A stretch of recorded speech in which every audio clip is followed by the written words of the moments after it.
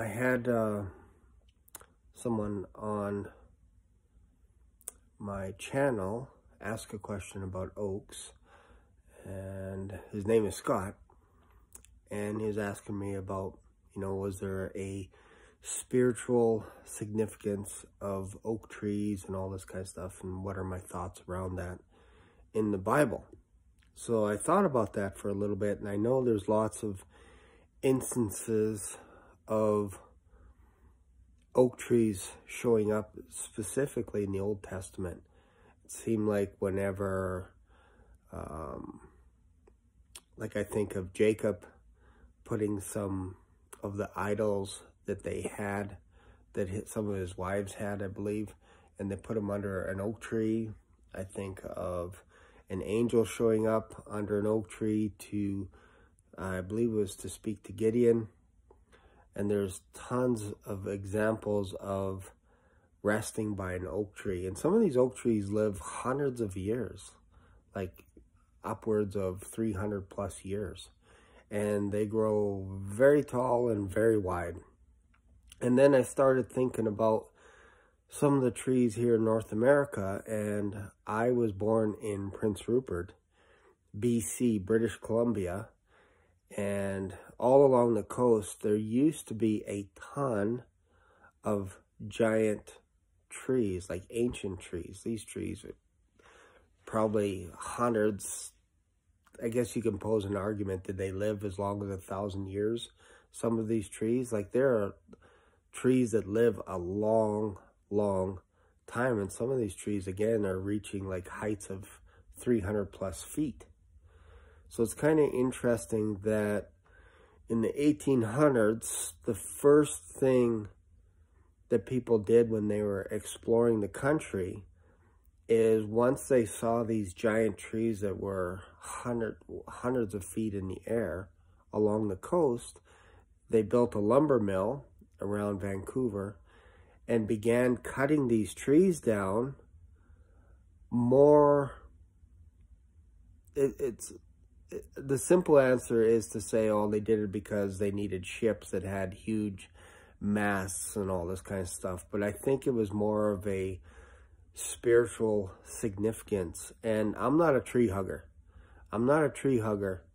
But if you ever watch a video of where these machines come in and they have big clamps and they grab a tree and then they just slice it off, to me it almost feels like somebody's getting killed. It's weird. It's a weird feeling I get when I watch trees that are old getting removed and there's no trace of them. So these loggers were cutting down trees more as trophies, more as souvenirs, more as a way of showing their prowess, if you will, to conquer something. And you'll see England actually would hire loggers to go to Canada, from England to Canada, cut these trees down so that they could build a restaurant on top of these trees, on top of the stumps, the trunks of these trees.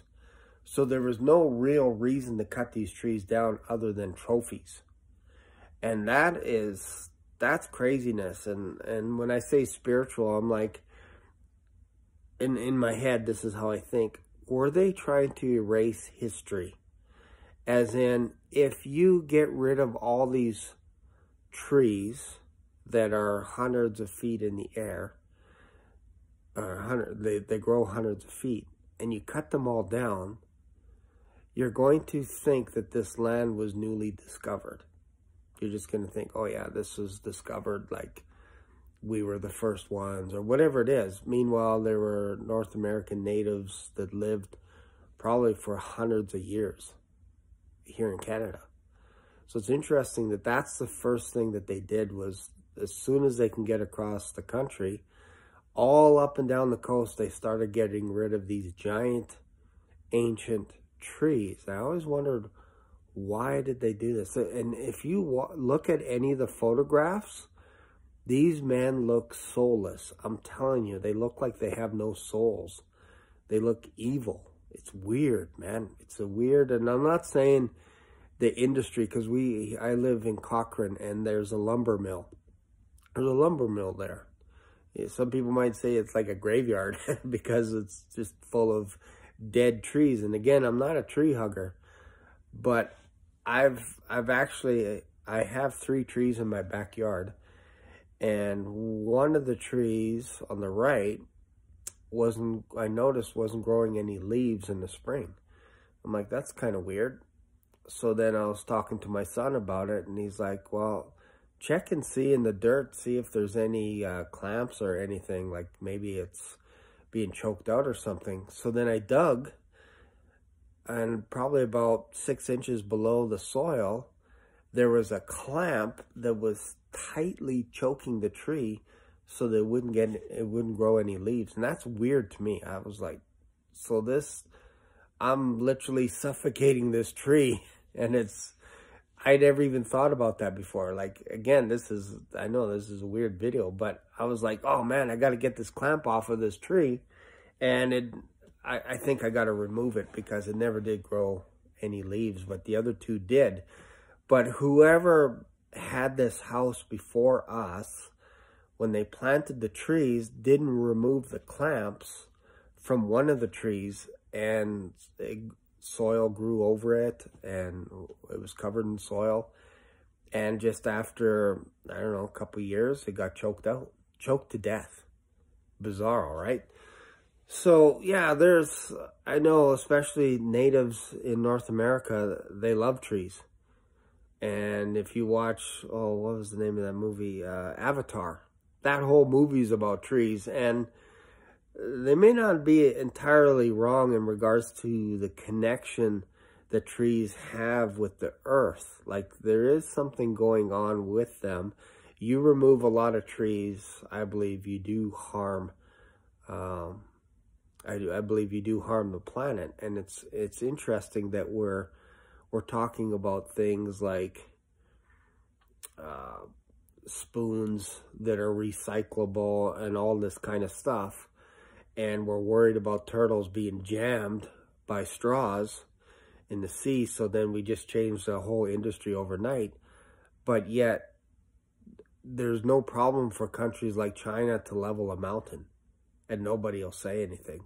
There's no problem for them to level forests, and in Brazil and in Canada, like, we're removing trees like it's going out of style. And I wonder, like, you can't replace trees fast enough, because some of them take hundreds of years to grow back. So, and you may not have the proper seed and all this kind of stuff to repopulate these trees. So where am I going with all this stuff? I do believe as a Christian that we are to take care of what is around us, our environment, all this kind of stuff. Again, like I said, I'm not a tree hugger and all this stuff, but if you're a righteous person, if you're a Christian, if you love God, I think you also take care of your beasts, if you will. That's there's a verse somewhere in Proverbs that talks about that a good man will take care of his animals. And like, I have a pet, I have a dog, and I would never want any harm to come to the dog. And I know there are people that actually leave their dogs out in the cold for the dogs, their pets, to fend for themselves in weather like this. Like, it's insane. It's insane. I could never do that. I open up the door and I see my dog go outside, and then after a couple of minutes, he's looking at me lifting up his paw, and I'm like, man, I don't even know how you would survive without people. So it's just interesting. Again, I think if you want to know if someone is righteous, just watch and observe how they treat their environment around them. Watch how they treat animals. Could be birds, could be their pets. Do they come home and kick their dog? Whatever it is. Like, how do they treat their animals? Are they loving? And I think if you look at someone like that, you can kind of get a little bit more of their character, because if they can't care about something simple as their trees, their plants, or whatever it is, or their animals, how much less do you think they'll care about people? And that's my 2 cents for today. Hopefully you guys are staying warm out there. We decided not to go to church. My wife took off to church because she works at the church. But I'm just staying here with my daughter. And we're going to watch church online today. And then that gives me a little bit of chance to finish. I finally finished reading my Bible. It took me 66 days. Finished it. But I ended up reading most of the day yesterday and this morning early in order to get finished my Bible. Now, it would have been 6 times over the last year, and I was hoping to be done before January 1st, but I couldn't do it. So I finished it 66 days. So now I'm going to be, on Monday, I'm going to be starting on the book of Isaiah and go all the way through to the book of Malachi. And I'll just start again. So my goal, I think it feels pretty comfortable that I could read through the Bible 6 times a year. Beyond that, it gets pretty tough because you're looking at anywhere from 2 to 4 hours a day if you want to get through the Bible quicker than 60 days. That's a lot of reading. It's a lot of reading, a lot of time meditating on the Word. And if you want to do any other studying, like Ephesians or any of the Pauline epistles, like you're consumed by the Word all day and all night. And I have a full-time job, so that's not always easy to do either. But I enjoy it, and it's been quite the ride in the last 2 years. Like I said, I've read the Bible 11 times now in less than 2 years. And again, my goal is to read the Bible again another 6 times this year, because you'll be shocked as to how much you learn by just going through the Bible over and over and over again. Like, it's amazing. It's almost like it's new every day. It's fresh every day.